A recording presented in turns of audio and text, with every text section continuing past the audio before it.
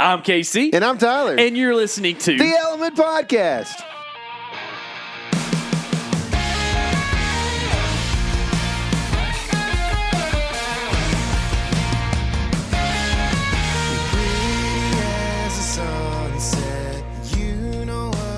What is happening, all my woods people? We are here in a cabin, hanging out in New Mexico, trying to kill a turkey. And we might have actually got one already, KC. Tyler. Don't let the turkey out of the bag here. Dadgummit. Might have, y'all. Might have. We're out hunting a bunch of public ground and having a good time hanging out. It's a big crew of dudes. We've had some today has been quite the day. Michael has had a good 24-hour period here. And there's been a lot of things that have gone on that are scary and that are also fun. We've had some good food. We ate part of that turkey. We did. We actually did a Steve Ranella recipe. Well, with a good spin-off. element. Yeah. It has a spin. It's a spin-off. It's not. It's the southern version of Steve's recipe. One could say it's Steve, predating upon our heritage. That's exactly right. With the southern Predator flavors. That's right. Daggum Predator. You calling him a good hunter, huh? Good reader, at least. I've been wearing the First Light Trace stuff all week, and I like it more every day. That's right. I think we talked about it last week. We say this stuff even off air, guys. So if you're worried about this being an ad for First Light or whatever it is, but that's right. At the same time, we do like it. I absolutely do. It is cold in the morning, so you want to have more than, than the trace. It's this is desert country, so you're going to be cold in the mornings and hot in the evenings. But I've been full trace camo stuff, and it worked good enough to have birds in real close. The leg zippers are actually really nice. They are, man. Vent that stuff out, man. That's right, man. That's right. Vent it out. Vet it out. When in doubt, vent it out. Vet it out. Vent it out. Listen, y'all, the Buck Truck episode number 2 is out, okay? If you haven't seen it, you can go to the MeatEater channel. All this Buck Truck stuff we're going to talk about in the next several weeks, that's going out on MeatEater's channel. Unfortunately, we can't put it out on the Element channel. I know you guys are, it's 2 clicks of the mouse instead of 1. I know it's a big deal, but make sure you go over there, check it out. We're going to talk about the story of South Dakota, which is episode 2 of the Buck Truck. And we're going to go into the same kind of format as we did with Nebraska, where we talk about some of the struggles we had, how we overcame these things, the past years we might have had in these areas, and how that all plays into the certain situation that we got ourselves into. So with that, we'll just go ahead and get into this. One of the hardest things for us in South Dakota in the past, KC, was finding shooter bucks, right? Yeah, well, we couldn't. Finding deer is not a hard problem. Finding respectable bucks, I guess I might say. Well, because who's respecting them? I like to kind of shoot small deer sometimes, and some people don't. I guess that's a shooter for me, but some people don't call that a shooter. We've been talking about how fun it'd be to shoot mule deer does out here, dude. Oh man, you remember how Chris Brackett used to shoot them balloons and it was cool? You shoot them through a piece of PVC pipe. Yeah. That's what you're doing here, shooting balloons, but they're mule deer does. Come on, Brennan. They're big. Big old does, right? That's right, and man. it's cool to shoot stuff, man. It's fun. Yeah, dude. But, yeah, the point you're making is finding shooter bucks, finding nice mature deer. And, honestly, South Dakota is a state that has a lot of deer. And some areas have a lot of whitetails, and some areas don't. And some areas are in between. And if you venture too far into part of it, you might end up in a spot where, you're not really finding the deer that you're looking for. Yeah. Too much. Yeah. I know, in especially the first year we went in 2020, we struggled with a couple things. We did see shooter bucks first night, or at least one shooter buck first night from 14 miles away or whatever, but we did see one, and it was a whitetail. But we did struggle to find whitetails the first year at times, and it's a deer tag, it's crazy that we're supposed to be managing with biological reasons in mind, right? But we just have a deer tag. Is this saying something, KC? Are they saying that whitetails and mule deer are the same thing? Be careful, Tyler, because what you're starting to say is that you don't agree with the science. And you're going to be called a science non-believer. That's not the case. A non-Scientologist. You just want to practice good science. Yeah. Right? That's right. Not faulty science. That's right. That's right. So what's the good science Well, here? good science would be to manage according to a species' needs in both habitat and food and hunting pressure and all this. So are we going to say that this is getting back on this, right? Let's go. Are mule deer and whitetail the same species? I know. That's where I'm getting to. So if not, then we need to manage them differently. That's right. And that would mean you would need to get a tag for either or for one or the other.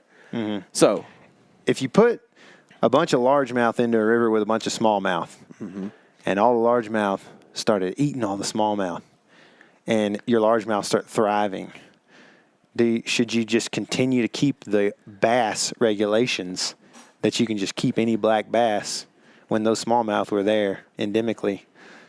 And I mean, that there's just all these different, you run into these different issues with, should we say, okay, well, you can keep 10 bass, black bass, and then next thing you know, we've got a very, very hard suffering smallmouth bass population.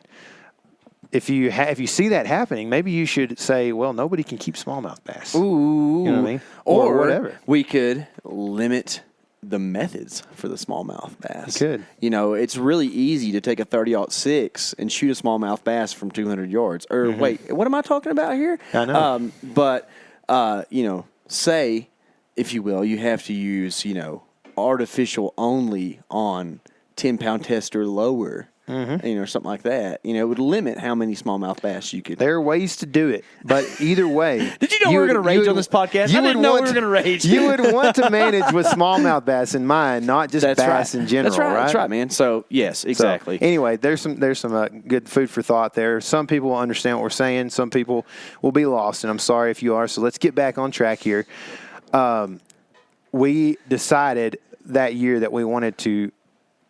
We've always loved whitetails, and so we've always wanted to hunt whitetails wherever we go. If a mule deer steps out there and we got a tag for it, we're probably shooting it if it's absolutely. Pretty buck. You know what I mean? But I'm trying to hunt whitetails, and so we did move the next year. But that year we'll get back to a little bit more and tell some stories from that year. But that year we saw these same things happening that we've had to kind of overcome over the last couple of years. We've been there 3 years now, back to back years. And one thing that we have seen, mainly the last 2 years, that has been tough is sickness.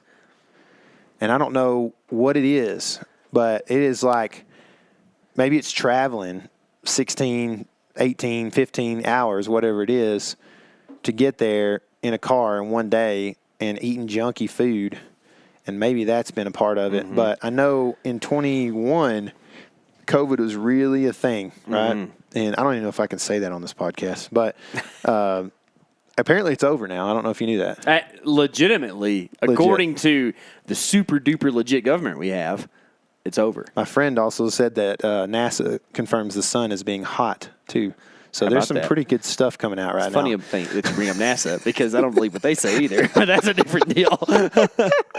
Okay, I'll be seeing them wires and them videos. Yeah, that's right. That's right. Yeah. So, anyways, you got COVID pretty much right before we left, and we're dealing with it on the way up. And then I pretty much got it from you, most likely, while we were there. That's my second time getting it. Yeah, me too. I just had it for my fourth time. We always give it back and forth. And I haven't got it this go around, so hopefully I'm all right. Yeah. But, that puts a damper. And then I feel like there's some other sickness stuff that's been dealt with, too, that's not just... you about near died on that 2021 trip. There was one time I woke up in the middle of the night and was, asphyxiated, or whatever the word would be. Like, I could not breathe through my mouth or my nose, and had to, pretty poke much a hole. Yeah. just a regular knife. Tracheotomy in there. Yeah. Eric was real freaked out. I bet. So yes, sleeping there was weird altogether. But the sickness thing has always been a problem, and I think that we've tried to kind of address that a little bit just by trying to be a little healthier. Yeah, and also if you get sick while you're camping, it's a little bit harder than if you got like a restroom and night air stuff. You know? Yeah, I mean it is nice. So what we thought this year is that we would kind of fix that sleeping situation, which is something that we've talked about in the Nebraska Buck Truck podcast as well. And the sickness situation, if we got sick, then we would be in a decent place. Greg got a migraine while we were there. That's pretty bad. The first night, I kind of remember that. It's almost like that's a thing. Yeah, he gets them. Yeah, for sure. And that's another thing, which is kind of tough to address. But for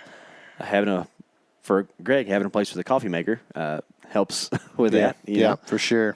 And speaking of food and drink, that's another thing that we've had to kind of overcome. Because the first year you and I went, I guess we scoped it out for like 8 people, apparently, because the next year we went back. It was just you and me and a camera guy the first year.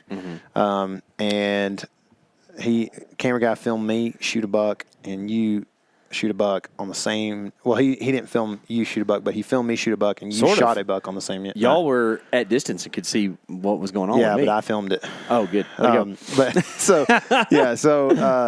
was an awesome night, and we had a great time. All of us did. Yeah. We actually slept really well on that trip. I slept as good as I have in a long time.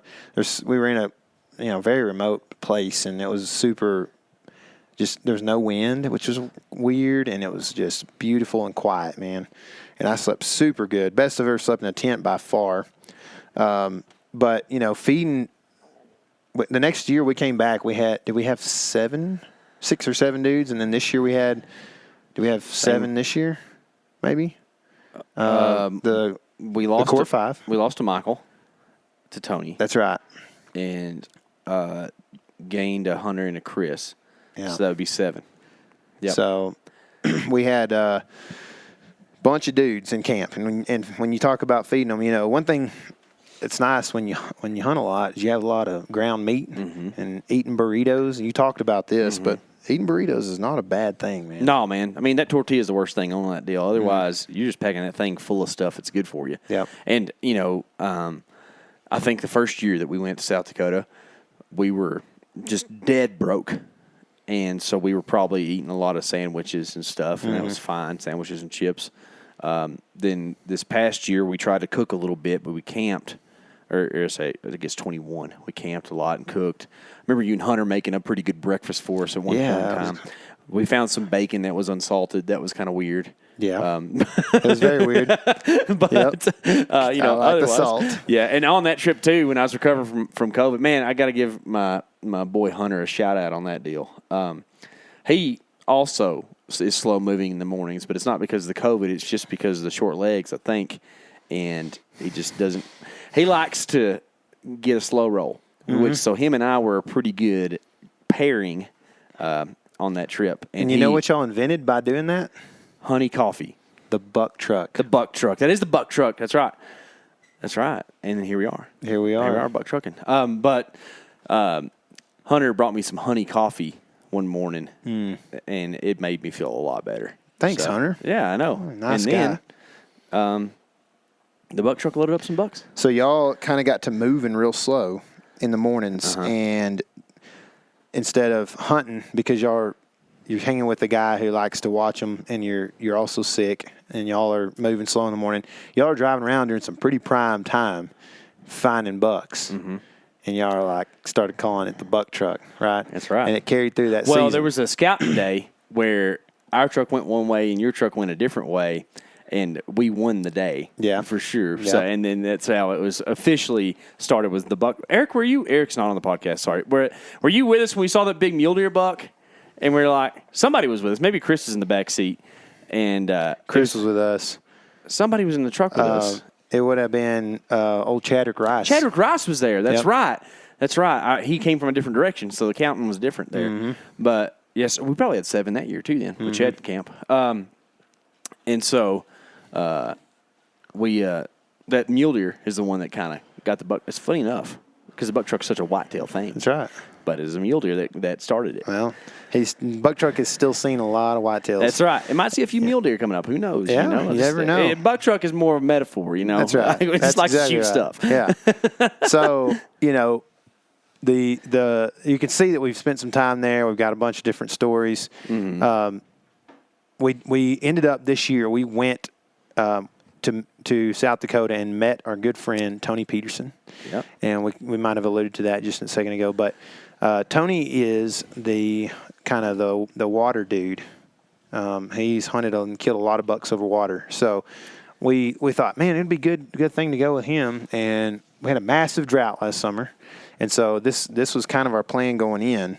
But you know, we ended up not really. We didn't have a whole lot to do with water. We scouted a lot. I guess it's weird, but where I ended up getting my shot was at a water hole, but to a deer that wasn't going to the water hole. There's an interesting concept to this, and I'd like to explore it further. Mm-hmm. But do we want to talk about that hunt, or do we want to talk about some stuff before that? Well, let's just go back to the beginning. Okay. Let's talk about 2020 a little bit. You know, we actually, like I talked about, we didn't have a ton of deer located, and we drove around a bunch like we do. We located some deer the first night. We came back to them. We kept trying to find a way to hunt them, mm-hmm. and the wind just never was right. It was the weirdest thing, but for like 4 days straight, it was like we needed a north in the evening or something, or a south in the evening, and we had a north. Yeah. And then it would flip around to a south in the morning, and we needed a north. This is where I kind of began my thought of like how I want to have a through F plan mm-hmm. of places to go, because we just had one spot, and everything else was a guess. Yeah, and whenever you're in that situation and you're far from home and you feel like you could be at the house building something and making money or whatever, mm-hmm. it makes you feel real bad because you're not really being very efficient.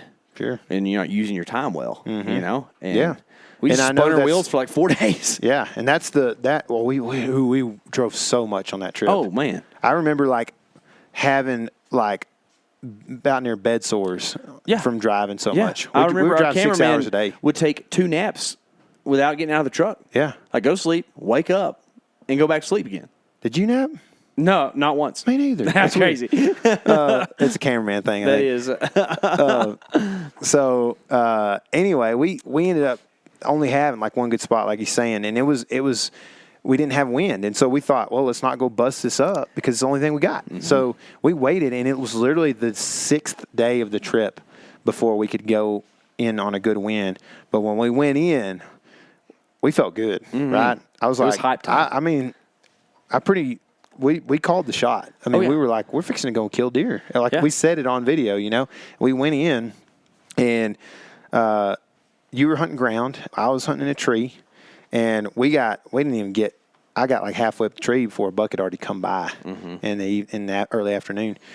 And then we get in the tree. It's not long, and I hear a buck coming, and I see him. And it's a 1.5-year-old 7-point. But at that time, I was like, dude, this is cool. Hard trip. We're out in a cool place, hard trip.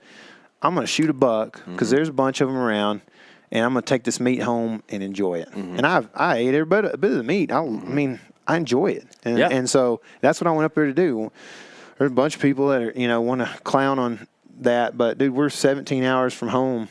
I'm taking a buck home. I spent way more than any of these residents. Yeah, to take this buck, and it means something to you. It does, absolutely. I've got a Euro mount of that little tiny deer. Yeah, he's cool, man. We look at him all the time. $75 on a Euro mount, you know. I mean, I thought it was cool. So anyway, I shoot that deer, so not to go on and on about that, but I think that there's a lot of people that understand where we're coming from on this, mm-hmm. and for the ones that don't, I'm not shooting that deer on a place that is a heavily managed place. You know, they all hold their own. You draw an Iowa tag this year, you ain't going up there to shoot that deer. And I'm going to let that dude walk on December 31st of the bow season. You know, but in South Dakota on a fun trip, fling an arrow. Yeah, you know, it's like you can put on country music and it just sit in the background, or you can put on rock and roll and actually turn it up and listen to it. You know what I mean? So I don't, but people will understand. Okay, good. That's what I'm saying. You don't understand. There's people that don't understand why we're shooting 1.5-year-olds. You know what I mean? That's right. Anyway, shot that deer. I hit him good, 30-yard shot. Had a heavy arrow, 2-blade broadhead, and it went through. I actually found the arrow in China the next year on a mission trip. And it was pretty cool to find at that point. But anyway, this deer disappeared, but he looked like he was hit good. And so we get down, take all our stuff down. We're walking up out this drainage, which is the same direction he went. And I see him on the way out in the bottom of this drainage. And I was like, heck yeah, this is awesome, you know. And so we just sit up top and wait on KC. And I can see him like several hundred yards away. And your setup, talk about your setup and what happened. My setup was, it's like one of those places that you don't really like to hunt, but it's a killing spot. I can only see like 50 or 60 yards any direction. It's kind of in a little bowl, and there was just a little plum thicket in there. And I set up in that plum thicket, and then deer would like pop up on the way to food. So I was just sitting in there kind of waiting. And we had seen a big buck go right past that plum thicket. And we spent a lot of time on the maps figuring that out too. Like zooming way in on Onyx, seeing what plum thicket was where and where the trail might be and all that kind of stuff. I remember like really diving into that deep, and we like worked it all out. And sure enough, it worked out. I had does come by at like, and here's the deal: the trail is not right by the bush. It's like 50 or 60 yards, and which is sad. Out in like foot grass, or like, taller even. Some of that grass is pretty tall. Yeah, and there a small bachelor group comes by, and then kind of like at sunset, it's starting to get a little dark. A big buck comes out, and I'm thinking, okay, this deer is not going to give me a shot if I don't do something about it. So on October 6th, I bust out my 6th. Yeah, I guess it was 6th. Yeah, bust out my grunt call, and sure enough, he's like turns his head, looks, and comes over to check it out. Starts trying to get downwind of me, but gives me an opportunity. Deer, he's big, dude. Big old brow tines. Yeah. Like, I was like stoked. Mainframe 8 with big brow tines. Shooting a 545 grain arrow at about 258 feet per second. Just a killer machine, right?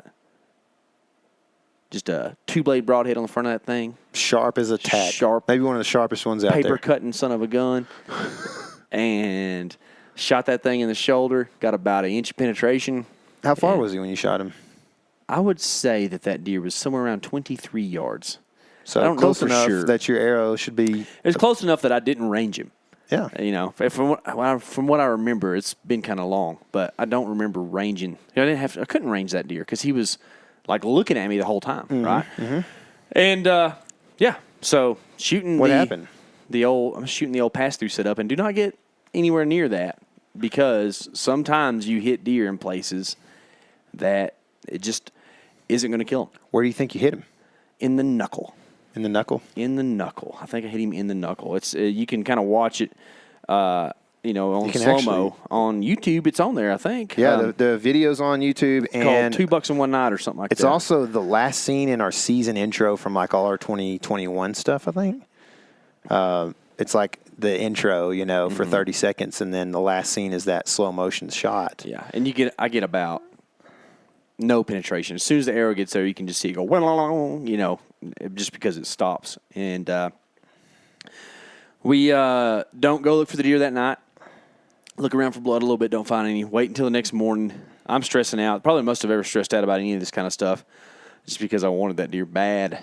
And go down and do a stomp out, trying to find him, grid searching, and end up bumping him. And he ran off like super healthy.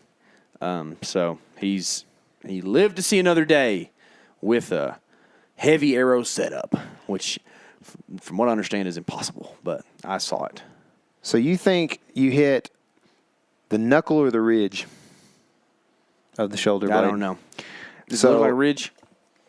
I thought we had assumed it hit the ridge. I don't know. But it's hard to say. He wheels out. Yeah. We're actually kind of watching this right now, and anyway, it's not super important, but it hits the deer in what looks to be a pretty good spot, and then all of a sudden the arrow is like flinging around. Like 2 I foot thought out I smoked him. I'm self-filming, and it's all happening in real time. Yeah, and he's broadside 20 yards. I think I smoke him shooting a capable setup, and just quality arrow, quality broadhead that's super sharp, 2-blade. Heavy, and it doesn't kill him. So we're making a point here. So if you can't tell, keep following, right? Yeah. so that happened. We had to go home. We decided immediately we were going to go back, and then we ended up finding a different region to go to, and thought, oh, let's go try this. Yeah.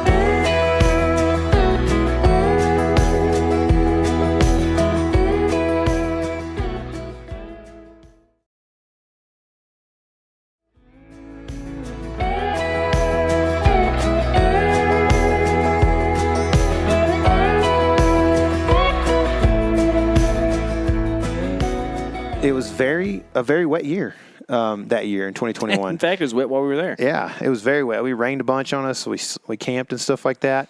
So we ended up killing 3 deer on that trip. Long story short, October 4th, which is Eric Gentry's birthday. I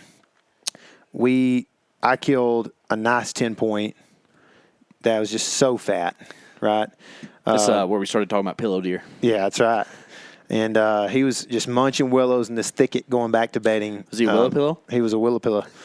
And he was going back to bedding in the morning and came right through. It was one of my, sometimes, most of the time you have these like ideas and you go in and your setup doesn't work, right?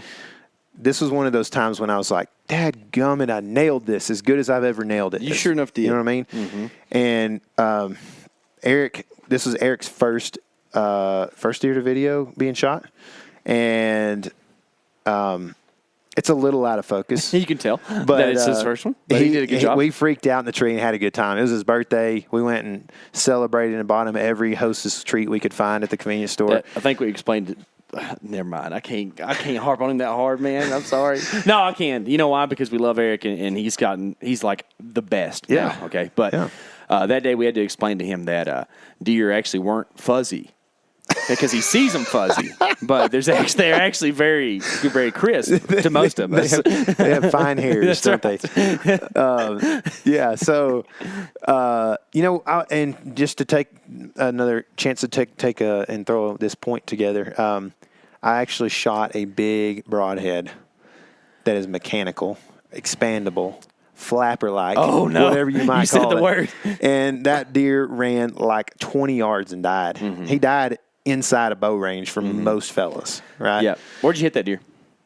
I hit him a little bit back and a little bit high, but double lung. Mm-hmm. I didn't hit him in the shoulder. Yeah. So we're building a point there, by the way. I double lunged him, but it's like it was probably 5 inches from the crease. You know what I mean? Mm-hmm. It's a good shot, but so it didn't hit the shoulder, right? Then Hunter shoots a deer straight. Like if you could just put a crosshair from top to bottom and left to right in the middle, that's where he shot the deer. It's the most middle part of the body I've ever seen, maybe, with expandable. And two-blade expandable. Two-blade expandable. Killed it. Well, it took a while. But he killed it. He didn't hit any lung either. Yeah, he did kill it. So, but it was sketchy. It was sketchy, but he killed it because he put a big old broadhead through the liver. I think the point here, what we're getting at though, is that was not where you want to hit one. No, and any broadhead would have killed a deer there, but who knows where you find it. Mm-hmm. So we continue on. I filmed him kill that. It was It's crispy. It's pretty crispy. It's the most crispy one of the 3 kills from that year for sure, or from that trip. And then KC finds a way to get it done last minute, right? It was kind of wild. I kind of got over COVID almost and went hunting. Ovid. Yeah. And you and Hunter actually had been in this place a day or two before, and he shot a deer that morning, so it cleared it up for me to go in there. Mm-hmm. And I saw one of the bucks that y'all saw the night before. Mm-hmm. And it was one of the most insane encounters of my deer hunting. And I kind of almost forget about that because I've gotten to do a good amount of hunting and had a lot of fun. But that deer came to like 5 yards and then circled me and smelled me and then ran out and got curious again and then walked back in at like 37 and I smoked him and hit him exactly where you want to hit a deer in the crease. And shot an expandable with that one as well. Where'd you shoot him? Where'd you hit him after you gutted him? I center punched the heart. There was how wide are those things? 2 1/4 or something like that. Yeah, I think something like that. And there was meat on all sides. Like there was no nickage to the heart. It was like through the middle of it. Yeah. Yep. Which, by the way, if we want to deep dive into some of the anatomical stuff, I would rather hit a deer in the lungs than the heart.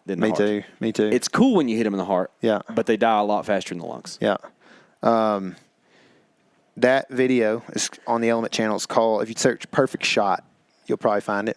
I searched South Dakota and found it pretty quick. But it's a cool video. And you killed that deer by hitting him behind the shoulder in the heart. So that's what happened in 21. And then we end up going back in 22 and meeting our buddy, Tony Peterson. It's a completely different situation. Absolute drought from absolute like rainforest. You know what I mean? Yeah. Weird, man. Yeah. Like anything we knew about the year before went away. Yeah. It's Because and that was proof in the first couple of days. We spent the first couple of days and we were looking at a bunch of stuff that we had seen the year before that was good, and none of it was good. We had to completely relocate and find different stuff. It was not fun to do. No, man. And that's the thing is South Dakota for us has always been like, this is just so much fun. And it was a ton of work this year. It was. I ended up, the first spot that I relocated to was good. And I found a big buck. And there was actually, I would call it a buck hole because there was more than one big buck in there. But I only found one the first evening and had a hypothesis that the deer went to water because he's going away from food, and there were 2 deer that were coming towards food that evening, the opposite direction.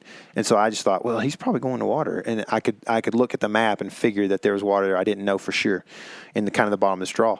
So Eric and I go the next morning and look at this place from a different angle, and we see a buck, and we bet him, and I'm like, I'm about to kill this dude. I'm feeling good about this. We sit there and we dial everything, dude. I'm looking through spot and scopes, and I'm just like, okay, there's that tree. I'm pretty sure that's where that buck went the night before. So that's where the water would probably be if there's a hole in there and there's some water in there. And here's where the buck is. I got it all mapped up. I'm taking screenshots or pictures through the spot and scope and stuff. And we leave out, go get lunch, get back in there pretty early. I think a big key point to make is that this was a very difficult entry.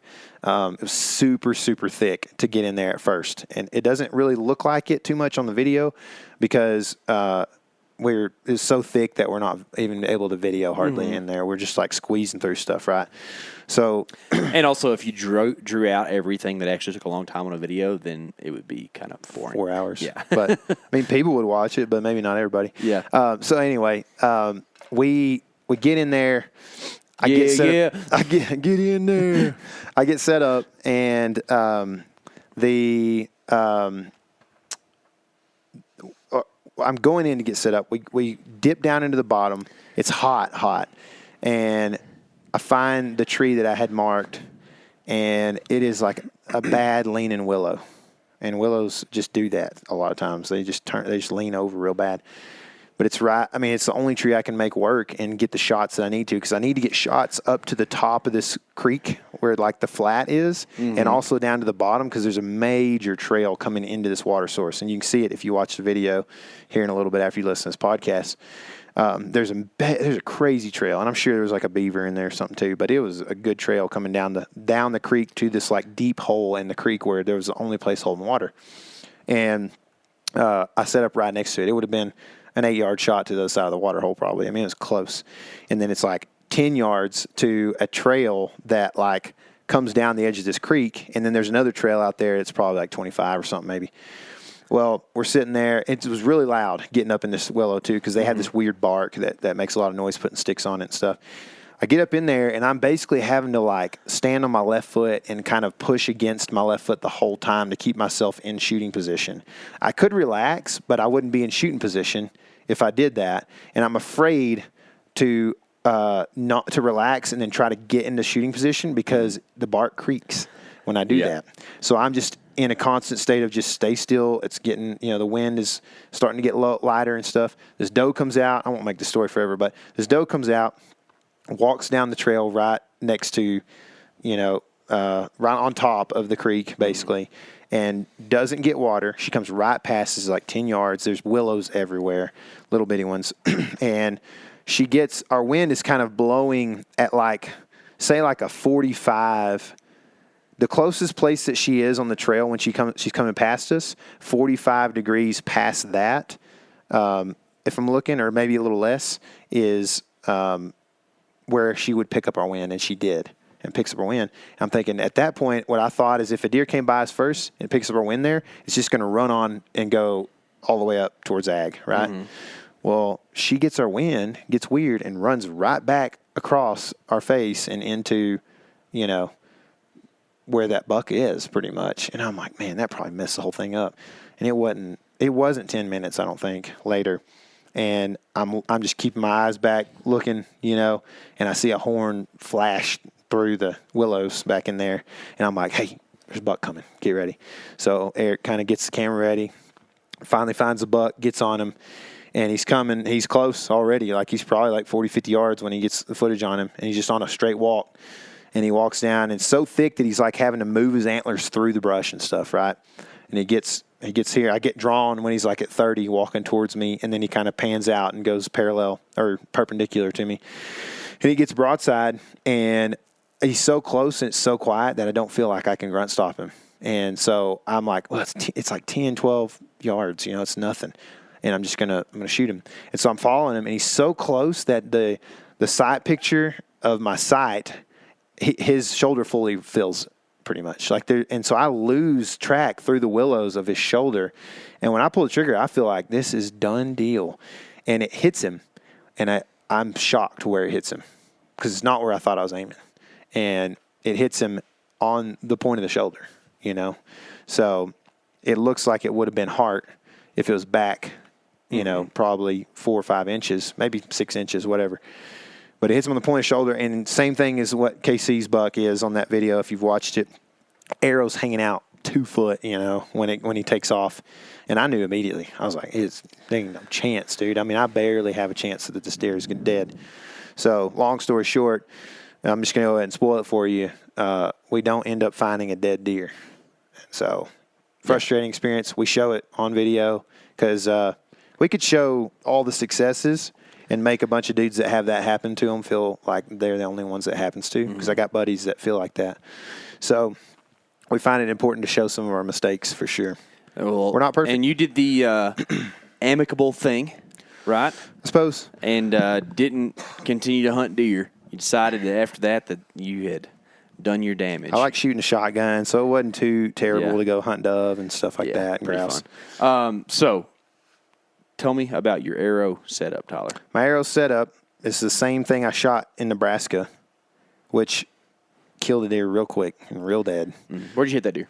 That deer, right behind the shoulder, right where you're supposed to, double lunged.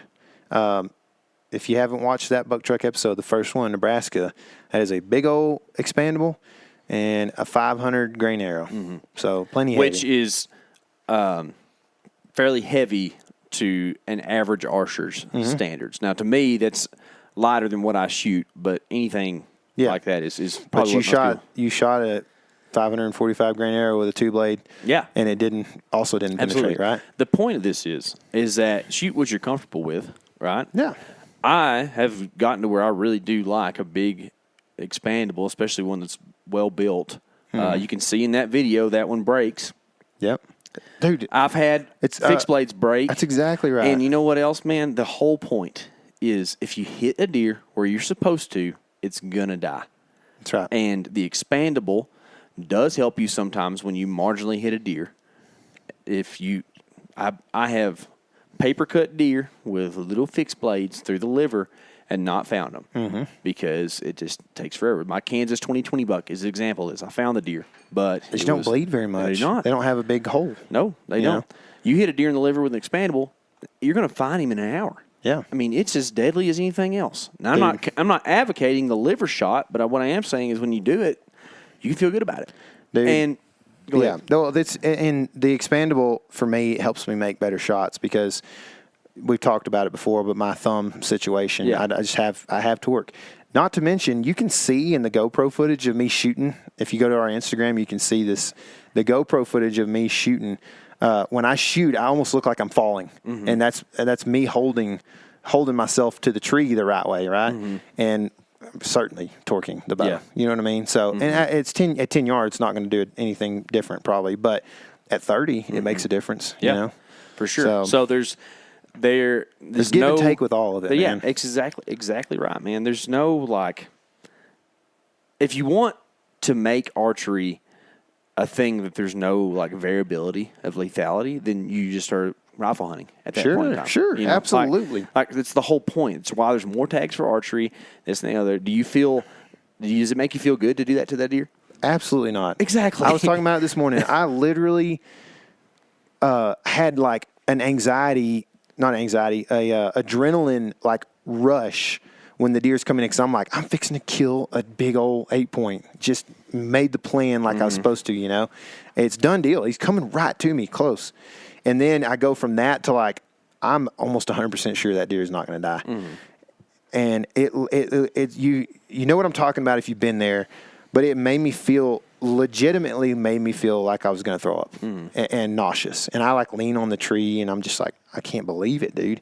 It did not make me feel good for the purposes of trying to, you know, kill a deer, and for the purposes of trying to do it for video, and for the purposes of, you know, wounding what I think is the coolest animal on the planet, probably, you know? And so it doesn't feel good all around, man. Since then, have you adjusted your setup? I've shot some different setups, but not really at animals. Not for deer. You shot a light arrow thing for like. I was going to do it for turkey. Yeah, for turkey, and we ended up not archery hunting for turkey. Yeah, but I mean, I still have the same setup, and I that was early in the season. I still kept shooting the same setup. Yeah, how many more deer did you kill? I killed a buck and a doe, and then another buck in the new year. Sure enough. Yep. So, And a Neil guy. Yeah. A Neil guy. Which, by the way, Joe Rogan says you can't kill with a bow. So, Yep. you know, it's a thing, right? With a mechanical. The biggest one I could find. That's right. So, all that to say, it's still very lethal. And you're going to have some give and take. And you're a good shot. And sometimes you messed it up. I did, dude. I did. And that's the way it goes, man. Yep, it is. And I would absolutely, dude, if somebody's out there shooting iron wheels, which is what everybody tends to think, you know, is the best or whatever, then do it. Yeah. They're made good. They kill things, dude. Dude, if Bill made a mechanical, I'd shoot the thing for sure. Who's the guy that shot like bears with blowgun needles and killed them? Tim Wells? Yeah. Yeah. Dude, if you hit them in the right spot, they die. That's right. That's what it's all about. It is. Hitting the right spot. Yeah. So, anyway, you had a pretty good long hunt again and got to learn a lot. I tend to have long hunts. And I'm the second guy to shoot a deer almost exclusively. No, you're not. No, I don't mind that. I am. Think about it. I can't spoil stuff right now. So, there's some trips. Okay, so yes, from there on, you became my scouting buddy. Tyler would drop me off and go look at stuff, and I would go hunting, and not a lot of seeing. And you did see some deer. Food was the ticket. Corn was the ticket. Yeah. As weird as that was. This is another. Can I make a point real quick? Yeah. I got an indigestion. I'd love for you to talk more. Bed to food maybe works better in a drought situation, I feel like. Because they have to travel further? They can't browse around? More that there's not just a ton of food on the landscape, and they need some food, and they're going to go there earlier and possibly stay later. Possibly stay later, and possibly stay later, right? As we find out. Yeah. So y'all gonna get a little bit of insight into some of the stuff that doesn't make the video, but we found some deer on a morning that were eaten in a cornfield still. I stalked in and never got a good shot at one of those bucks. I tried, and it was a stupid thing. But and then on the way out from that big old loop, ended up bumping some deer that were coming back to bed, and I take a shot at one of those deer, and it's a far shot. I miss a shot over him, but then figure out like, hey, this is the spot to be, because these deer are sticking pretty close to the food, actually, but there's good cover here. And went back in the next morning and set up in a tree and just did the thing like the textbook deer hunting thing to do. You know, go back to a bedding area. It was cold that morning, too. It was. There was a good cold front, good brisk wind. Well, the wind actually helped it a lot with getting the shot off because I was in a pretty exposed tree. But it's so windy, I mean, I could have done a jumping jack. I love those days, I love it, too. If the deer are moving and it's windy, it's the best. A lot of times, I think back to your Illinois buck, about Crispy. a windy day. Yeah. It's cool whenever you get that wind. Oh, you're talking about 2020 Illinois buck. Mm-hmm. Yeah. Yeah, windy day. Yeah. Still got seen. But Who? I was probably going to get seen either way. But, yeah, but a deer died, so it worked.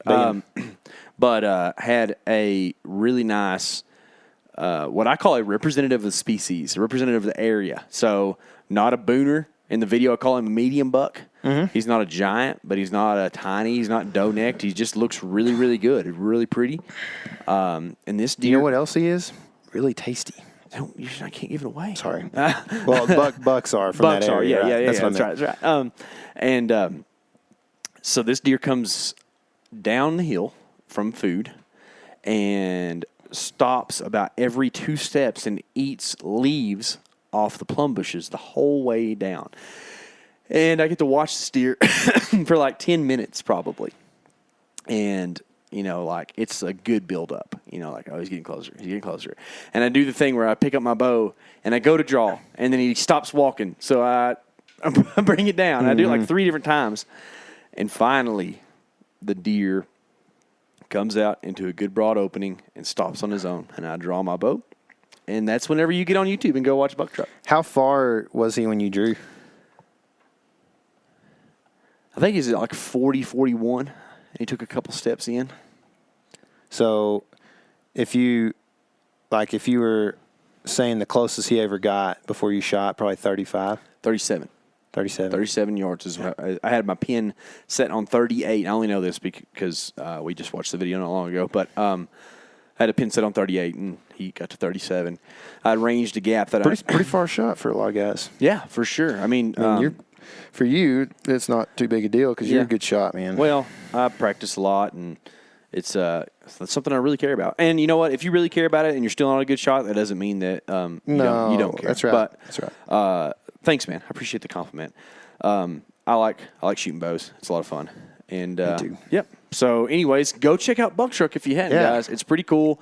This is a really fun episode. It gets to really, man. Eric and Michael and Greg were getting it at this point in time as far as like documenting stuff. The footage of the deer that I happened to encounter there is good. Here's the footage deal, of your deer. Yeah, they did a great job, and Michael's footage of Tony is great. Yeah, that's right. They get better and better as the Buck Truck goes on. Absolutely. And Tony, to mention, Tony had a very close call with a really nice buck. But he didn't get a shot on this trip. But he's a heck of a hunter, and I'm glad to know him and call him a friend. But yes, go subscribe to the MeatEater YouTube channel, and you can see all the buck trucks as they come out. Also, subscribe to this podcast while you're here. Hey, how about that? Yeah. And make sure that you're getting some of these. Another thing, we mentioned that there were several guys on this trip, right? Mm-hmm. Not all of them were cameramen. There were some guys filming that were doing element stuff. And the one, HTH, Hunter Dickens, who has been on the channel quite a bit over the last few years, killing some stuff. And we talked about killing in 2021 with the liver, straight up and down, straight left and right shot. He shot a really big South Dakota buck. Absolutely. On public land, and it is on our YouTube channel, the Element YouTube channel. That deer probably books, don't you think? I would say, he's at least 180, So I mean, the other book. Okay.